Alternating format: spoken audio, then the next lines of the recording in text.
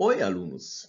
Hoje vamos falar sobre a correção dos valores da energia e do momento na mecânica de Einstein.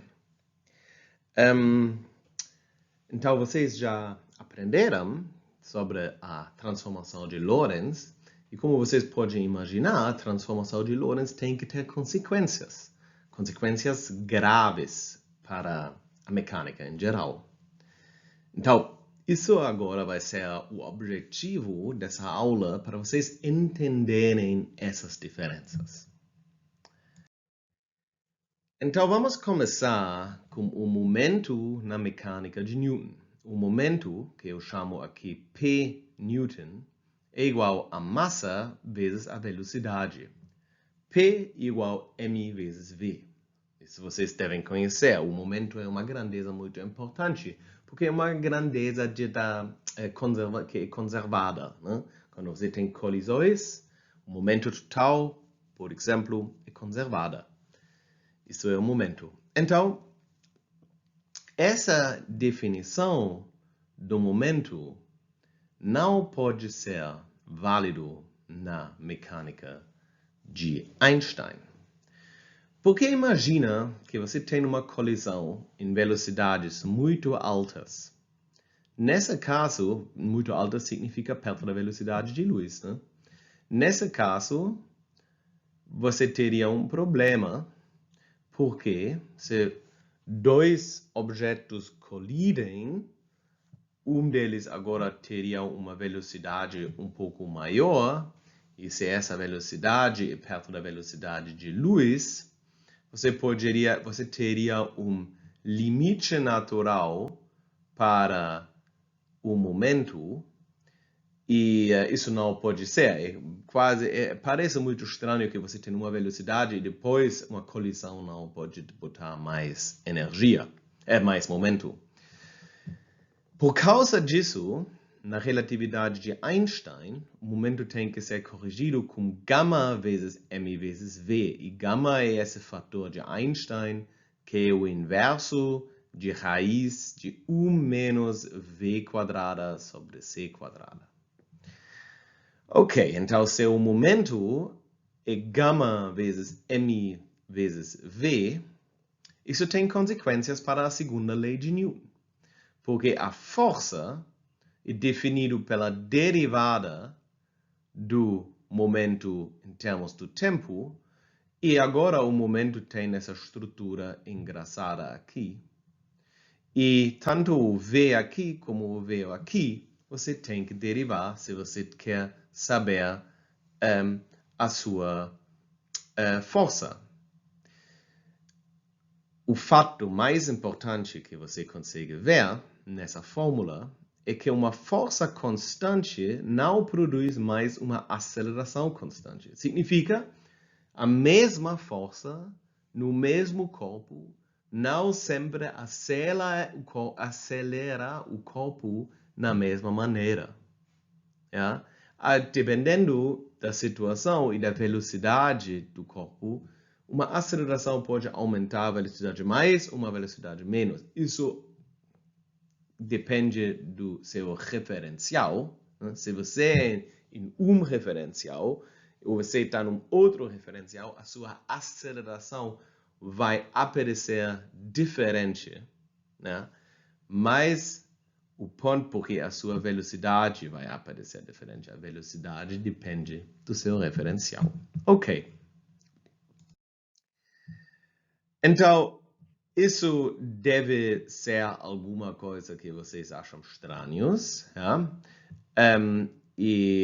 A gente pode, na verdade, tirar essa derivada.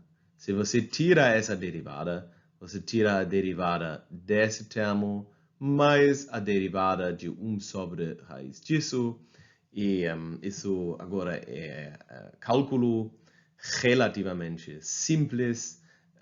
E você vai acabar com uma fórmula desse tipo aqui, que F não é mais m vezes a, mais a força é m vezes a dividido pelo 1 menos v quadrada sobre c quadrada elevado 3/meio.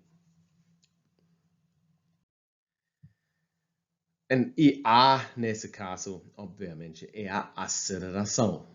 Agora você pode escrever a aceleração em uma função independência da força, da massa, da velocidade. Você recebe essa fórmula aqui. Então, exatamente como a gente viu antes, né? Se a gente se aproxima da velocidade de luz, a mesma força vai criar menos aceleração. Exatamente o que a gente esperava. Uma maneira de interpretar o nosso resultado é que a gente introduz uma nova definição da massa. A massa relativística. Ja? E a massa relativística seria definida por gama vezes a massa em repouso, ou a massa clássica, ou a massa de Newton. Então, nesse caso, o nosso momento permaneceria m relativístico, obviamente, vezes v. Porque isso é a mesma coisa como gama vezes m vezes v. Agora, esse conceito engana um pouco e não ajuda muito, porque a gente já consegue ver que aqui, para a massa, para a força, isso não é mais válido, né? F não é igual m relativístico vezes A. E isso significa que, basicamente, ninguém usa esse conceito. Não ninguém, mas é raro. Só algumas áreas específicas da física usam esse conceito. Em vez disso, quando a gente fala da massa, a gente normalmente fala da massa de um objeto em repouso. Tá? Então, se temos uma força, a gente consegue agora definir a energia cinética. Por quê? Se você atua com uma força no seu corpo, você obviamente realiza trabalho, e esse trabalho normalmente tira ou aumenta energia cinética. Então, calculando o trabalho que um corpo ganha quando uma força atua por um caminho X, deve dar para a gente a energia cinética na relatividade. Ok, isso é fácil. A gente começa a gente simplesmente bota a nossa força relativística. E a gente tem que integrar isso de x1 para x2, 2 pontos arbitrários, sobre dx de m vezes a dividido por 1 menos v quadrada c quadrada elevado a 3/meio. Essa integral vai ser complicado para resolver assim, porque v depende de x, então faz sentido escrever o integral em dependência da velocidade. Isso é relativamente fácil, porque a vezes dx é a mesma coisa como dv sobre dt vezes dx, porque a aceleração é definido como a derivada da velocidade em termos do tempo. Agora, podemos fazer um truque que os físicos gostam. A gente troca esse dx por esse dv. Isso não é, de uma perspectiva de um matemático, não é completamente trivial porque isso funciona, mas os físicos não se importam com esses detalhes. Dx por dt é a definição da velocidade. Então, a gente pode trocar a vezes dx por v dv.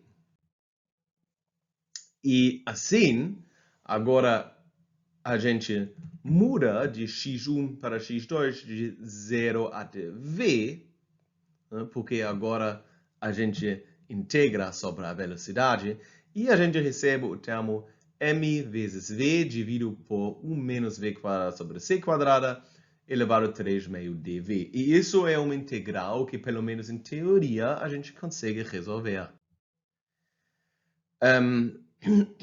Mas a gente não vai fazer isso aqui agora. A gente consegue, não é tão difícil, mas como essa aula é tanto para os biofísicos como os nanotecnologistas, especificamente os biofísicos, muitas vezes não gostam muito da matemática, a gente pula esse passo e a gente chega aqui em gama menos 1 mc quadrado. Okay. Isso é a nossa energia cinética. E conseguimos ver que essa energia cinética tem dois termos. O primeiro termo é um termo que depende diretamente da velocidade, enquanto o segundo termo é um termo que sempre é mc quadrada. Isso é bem interessante. Então, a gente queria calcular só a energia cinética usando a ideia do trabalho e a gente chegou numa fórmula que inclui uma constante. Então, Einstein descobriu a mesma coisa e ele estava pensando, o que pode significar essa constante, essa mc quadrada? A nossa energia total provavelmente é W mais mc quadrada, e isso seria só gama mc quadrada. Então, a energia total tem um termo de energia de partícula em repouso. Quando você tem zero energia cinética,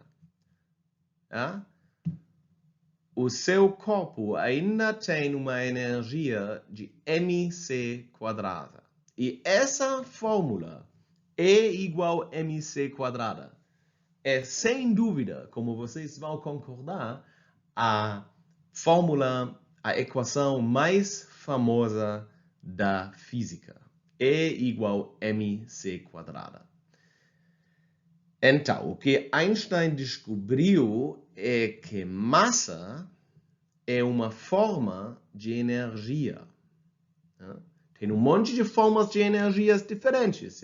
Tem energia cinética, tem energias potenciais, tipo a energia que você ganha no campo gravitacional se você sobe a montanha Kilimanjaro.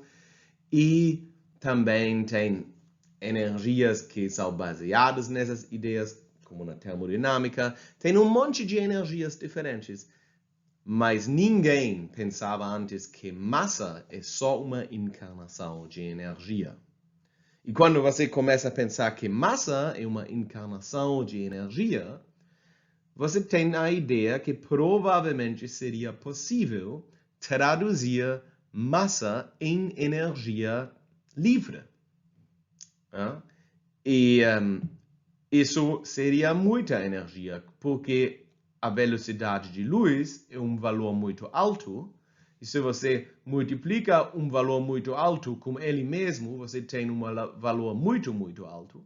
Então, se você tem um pouquinho de massa, a energia vai ser enorme. E quando Einstein viu isso, ele já começou a ter medo do que a humanidade vai fazer com isso. Obviamente, o que a humanidade fez com isso, a gente sabe. Em um lado, a gente criou energia para as nossas vidas, isso é uma coisa boa, mas no outro lado, a gente criou armas muito, muito fortes. Né? Hoje em dia, a gente usa energia nuclear no mundo inteiro para todo mundo ter suficiente energia. No momento, ainda é a energia mais eficiente, menos ruim para o meio ambiente e mais barato. No momento, esse tipo de energia é a energia melhor. em muitos sentidos, além do fato que tentamos mudar isso, e isso vai mudar um dia, mas mas isso obviamente não é como essa energia foi abusada, né? Claramente a gente tem situações onde um power plant, como vocês dizem, não, onde que vocês criam energia nuclear, tem um perigo por causa do lixo radioativo e também por causa da probabilidade extremamente baixa, mas a probabilidade de acidentes, né? Mas aqui a gente acha algo que muitas pessoas considerem um abuso da física em geral. Isso, se você faz fissão ou fusão de certos núcleos, você vai liberar muita energia sobre essa fórmula e assim você pode destruir cidades e muitas outras coisas. Um outro jeito de escrever a fórmula que a gente viu antes, que é um jeito que, se a gente quer fazer isso, a gente precisa de fazer um pouco de aritmética, mas é esse jeito aqui. E igual mc quadrada mais pc quadrada. E isso é a relação entre o momento e a energia na relatividade restrita. Isso é importante porque essa relação é muito importante. Vocês sabem da mecânica de Newton